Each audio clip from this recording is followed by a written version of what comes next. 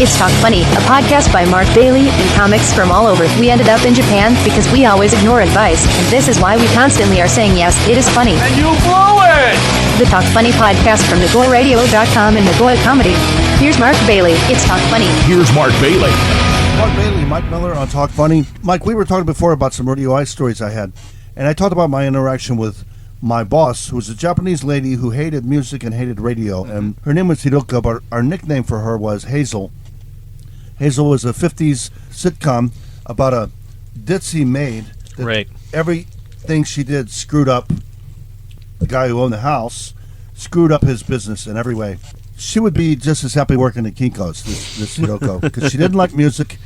She goes, I don't really listen much to music, but you're my program director. You program the music for the station. So she's the one who did No Metallica and all this stuff. So I tell these stories, and you asked me one time, you said, do you have these tapes? I have the things that are happening on the air. Just imagine we're playing songs, and off mic, I'm having all these arguments. So I don't have recordings of those. We're off mic. Or the worst thing is, I'll say something, I'm like, I wonder if I'll get away with that joke. I'll get a message, or she'll come in and she'll go, okay, we need to have a meeting right after your show. Oh, that's good. now I'm going to be creative now. No, they're going to give you a raise. It's going to be good. I'm going to say I want more money, and they're going to go, hi. Like, that was easy. And I want a cuter assistant. Yes. They're going to say hi. And that's the worst thing, because I got a 4-hour show. Now I'm like, what is it about? Now it stifles my creativity. Now, can I not make jokes? Should I not make jokes? Now I'm like, okay, this is Fleetwood Mac. Who gives a damn? Whatever. I don't know the song. You figure it out. I got a meeting later. I hate meetings.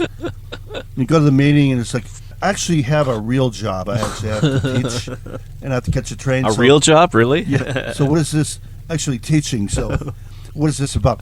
Well, first of all, we think you're very dynamic. And okay, cut the compliment sandwich. Get to the meat. And I'll do this joke because I got in trouble for it.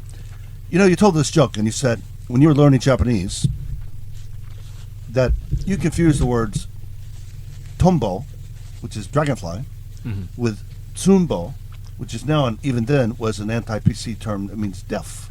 And so I would say on the air, my wife really pisses me off when we have arguments, because she argues in Japanese, and I'll make a mistake, and then she humiliates me for making a mistake, even though I'm right about what we're arguing about, and it pisses me off more. And I gave an example. She was screaming at me, and I said, Tombo janai kara, I am not a dragonfly, you don't have to shout. But I meant to say, I'm not deaf, you don't have to shout. So I explained it in Japanese and English, and told her on the air, and then she's like, well, you can't, Hiroko Hazel, that's like, well, you can't say Tsumbo on the air. Now, Mark, you gotta understand Japan here. You've only been here, only 30 years? I don't catch on quickly. You can't say that kind of thing on the air. You have to have a megaphone and a black van and drive it around the town. That's when you can say that. But it was funny, what I said. Yes. And my partner on radio was in there, and he's fluent in Japanese. He's Japanese. And he said, no, but actually it was funny what he said. That's why he told it to be funny, not to be offensive. She goes, yeah, but you can't say tsumbo. You have to say, chotto kikitsurai. Okay. He said, yeah, but that doesn't sound like tombo. That wouldn't be funny. Yeah. Tsumbo and tombo do sound similar when you're learning Japanese. Tombo, tsumbo, tsumbo. They sound similar. Hope I didn't offend any deaf people, but I don't think they heard me. Ayo! This one goes out to all the deaf listeners out there. I'm signing FU on my all of you listening on TTY. But Hazel was there, and we're arguing, and I'm doing my job. I'm still on the air. You got to imagine, I think I said before, I run the board. I don't think people know. So there was a song playing, and you're having this argument. So and then you got to make an announcement and play another song. I have to listen to the song, knowing it's running out. Yeah. Because how many seconds of silence? You can't have any sound. You can't have any sound. So I run it into the next song. Yeah.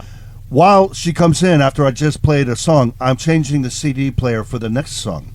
And I'm walking up to the news, which in radio terminology, the network news will come on at 50 minutes past the hour, no matter what. If you're in the middle of a sentence, it just pops on. You have to pot it up. So all your songs have to add up between 7:30 a.m. and 7:50. The timing has to be right. Has to be exactly 20 minutes, including your or you just have banter a fade out. and commercials. You can't start, hey, Jude, fade down. You can't do that. Yeah. It has to be at least 2 or 3 minutes of a song. You have to add it all up. I'm doing math in my head. I'm loading a CD player. I'm doing what's called in radio running the board, which means I have no engineer. I'm controlling the levels the and everything. I control the commercials. I control everything. I got news coming up. I got Pushing buttons. Guests coming up. I've got a stack of CDs that my assistant is knocking over. They were in order. Now they're not. And then Hazel comes in during a 2-minute song. I wanted to talk to you, and I said, say it to the hand. You can't say Tsumbo. All right, whatever. She never came on air. And I asked her a bunch of times. I said, you know, it'd be really funny. You just try to criticize me on air and see who wins. Because I got a microphone. I control the board. I control the board. I control your microphone, and you're my boss, and I control your microphone. So it's just like, so I think you're wrong, Hazel. What do you think? Oh, sorry, we couldn't hear that. I'm surprised. Imagine a board. So we have a little, it's like a 10,000, 12,000 yen little thing. It's a silver thing with 5 levers. So imagine a board Massive the size of the length of this room. Yeah. With 130 levers, blinking lights. So I'm doing that and talking. Wow. And 2 for the price of 1. And 3. doing calculations in my head. 3 for the price of 1. 4 for the price of 1. And doing calculations in my head and trying to think of my jokes and stuff and doing the timing. And then she comes in and she wants to talk about, I heard that Enya was sick. Yeah, you know what? I could give you know what? A, B, C, D, E, G, H, because I have no F's to give. All right. That's good. But I wish I recorded these because there was just some of the funniest interactions. I'm waiting for the sitcom version of this to come out, or the Private Parts Japan version. You know, the movie to come out with all this stuff. She'd be the feminine version of the one that what's his name? Netflix. Giamatti. Hello, Netflix. Are you listening? Netflix. What's his name? Paul Giamatti. Paul Giamatti Played his boss. He called him Pigface or something. Yeah, that's right. That's right. She'd be the female version of that. Yeah. More clueless and less conniving, probably. On April Fool's Day, I went on and I said, we've changed formats. We're the all-food radio network now. So we're only playing bread. We're playing bread, hot chocolate. I named all these hot tuna, all these names of bands named after food. Yeah. I play hot chocolate. You sexy thing. So then Hazel came in and she goes, I never knew that we changed to the Food Network. And I said, yeah, we did. She goes, well, I'm going to have to change all the playlists for the other shows. Because I picked my own music, but she picked music for everybody else. I said, yeah, I think you should get right on that. And she goes, so what were the mixes today? Bread, there's like hot chocolate, black honey. So she's like writing them down and everything. And she goes, who told you this? And I said, I can't remember who, but I remember it was April 1st. And she goes, well, today's April 1st. I said, that's right. Today's April 1st. But today's April 1st. And you heard it today? Yeah, I heard it. I said it, and then I said it, and then I heard what I said. I heard it today. It's April 1st. And she goes, that sounds like a joke. I said, yeah, it sounds like an April 1st joke. I'd be a fool not to know that it's April 1st. But she goes, oh, April Fool's joke. You were joking. And I said, have I ever told you the truth in my life? Hey, you looked at my resume, right? It's just so naive. You saw that I had that degree from Harvard and Yale. There's a comic who works with us who applied with me for weddings, and he came in, first time I met him, on his CV says he's 178 centimeters. And you know what I'm talking about? He's 178. No. You know, I'm looking at you. That's your first interaction with me, is lying on TV? And then he said, I can speak basic German. So I said, wie viel Deutsch sprechen Sie? What? I'm sorry? How much German do you speak? Oh, that's what you said? Yeah. You said you spoke German. You said fluent Japanese. What does tato mean? Okay, never mind. Tango, doregurai wakarimasu ka? What does tango mean? It's the word for word! In Japanese, word. Well, you want me to say word for word? What the? I think I mentioned before, when I first lived here in Japan, I moved here, and I thought, you live here for 3 months, you think, I can speak Japanese. Yeah. I could run a business. Oh, yeah. On radio. Yeah, exactly. Yeah, How hard could it be? How hard could it be? They don't have as many verbs and words as we have. No, not at all. Not at all. They don't have conjugations. And they don't have Chinese characters. They don't talk about difficult things. Yeah. They don't have like parts of cars. They don't have different names for those. So I called up the Hilton. I heard the Hilton was hiring for front staff, but they want bilingual staff. American lady, I could tell by her accent, And she said, Hilton this. And I said, ちょっと仕事申請したいんですけど, I want to apply for a job. Mm-hmm. And then she switched to English and she said, so, じゃあ日本語で面接しますね. I said, what does 面接 mean? Oh, it means interview. And then she said, 経験ありますか? I said, what does 経験 mean? Experience. Click. I learned my lesson, but I learned to watch for that. People go, yeah, I'm fluent in Japanese. 日本語でペラペラです。Yeah. 本当単語どれぐらいぐらい what is that? ぐらい What is that? 能力試験も受かったんだよね。Yeah.能力 proficiency test. You're proficient, right? You took, and there's 4 levels. Yeah. You could be barely proficient and pass the lowest one. Yeah, the Now it's Go-Q. 5. Now it's Go-Q, 5. yeah. In the 90s, it was 4. Mm-hmm. But you could be. But Yonkyuu is like, what time is it? And like, 4 is where is like the train station? It's like very, very basic. 50 kanji. That you Yeah, see every and day. like, how many words? 100 words, 200 words Yeah. or something? 300 words? Well, most? even then, fourth level was 250 vocabulary. 250 words. Okay. That's nothing, yeah. But with 5 must be even more watered down. Yeah, I think Must so. be Although, 100. yeah, I don't know though. They was the 5 when they I- readjusted the whole thing and they raised the first level and the second level went up and the fifth level, I don't know. I think the where second it level is. went down because the second level was 15% less difficult than the first Okay. level. And I took them both. Oh, And you have to retake it every year at the time. I failed it. Yeah, I think I failed it once or twice. But I passed the first. I finally got it. I passed the level 1 the first time Mhm. because level 2 is so difficult. It's very difficult. Once I've you never pass done level one. 2, Mm. no, I failed level 2 once, and I passed it the second year. But when you take it, at least when I did it, you only had every December. Yes. I mean, there's a whole podcast arc about that test. I'll tell you because I took it. And I took it, I think it was my second or third time taking the second level. And I was just so fed up with it because it was, like you said, it was only once a year. You had to register through this complicated process. You had to go to the post office. You had to have a special form. You had to get it stamped. You had to pay there. It had to be this day. You had to show up at this time. And it was like they'd have the first part of the test, and you got to go out in the hallway and wait around for the second part of the test. Then there's the third part of the test. And it was a whole day. I took it at Oh, my God. Nagoya University is where I took mine. And they had construction outside during the listening part. And we can't hear anything. Oh, my. And I actually went up to the proctor, and the proctor, she said, why aren't you answering the questions? Because I can't hear the questions! I said, can we do something about just stop. It's like- just stop the tape. It's like 一緒に行きましょうね. Can you Where hear did they this? go? I don't know. Hey. 私もやるのは好きです.